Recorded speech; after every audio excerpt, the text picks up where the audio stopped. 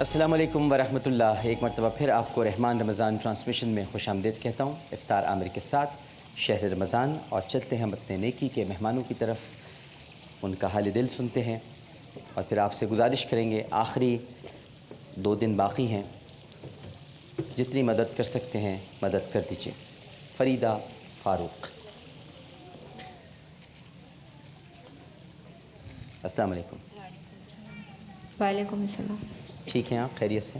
جی ناظرین کرام، فریدہ فاروق صاحبہ کی داستان آپ کو میں بتا دوں، اگر کہیں میں کچھ غلط کہوں تو آپ میری تصحیح فرما دیجیے گا۔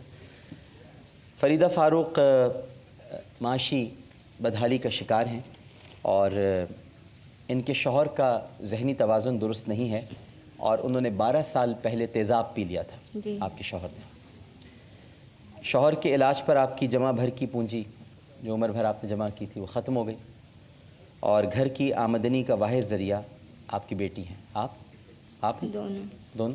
اچھا۔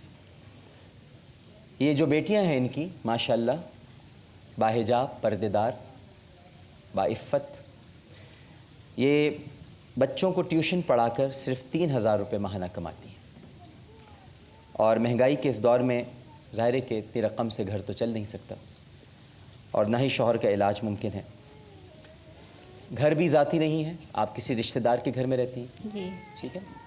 اور رشتہ دار کے گھر میں رہتے ہیں تو ناظرین، اب میں اس میں کیا بتاؤں، کہنا نہیں چاہتا، لیکن ظاہر ہے کہ تانے تو ہوتے ہیں، روٹی کے لالے بھی پڑے ہوئے ہیں۔ دونوں بیٹیاں ہیں، ان کی شادی بھی کرانی ہے، اور ایک بیٹی کا رشتہ طے ہو چکا ہے، مگر شادی کے اخراجات کے لیے جہیز اور رقم نہیں ہے۔ کس کا طے ہوا ہے آپ میں سے؟ آپ کا طے ہو گیا؟ ان کا بھی ہونے والا ہے انشاءاللہ تعالی۔ ان کا بھی ہونے والا ہے، اچھا ٹھیک ہے۔ راشن اور گھر بار کا بندوبست ہو جائے تاکہ باقی عمر سکون سے بسر کر سکیں، یہ خواہش ہے آپ کی بس؟ جی شوہر کا علاج ہو جائے، بچوں کی شادی ہو جائے۔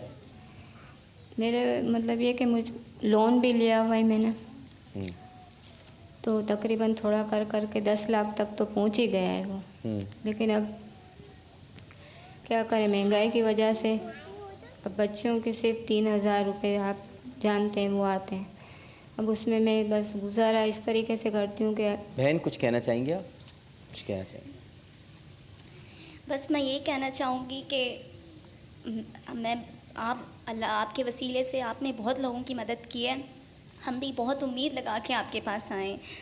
بس میں یہی چاہوں گی کہ اگر یہاں سے اگر ہو جاتا ہے تو بے شمار دعائیں ہیں میری آپ کے لیے، کہ بس آپ اتنا کر دیجئے کہ ہمارے جو مسائل ہیں وہ گھریلو وہ حل ہو جائیں، یعنی کہ ہم جتنا شکار ہیں بدحالی کا وہ پھر تھوڑا ہمارے لیے بہتر ہو جائے، کہ ایسا ذریعہ ہو جائے روزگار کا کہ پھر ہمیں اس طرح خوار نہ ہونا پڑے۔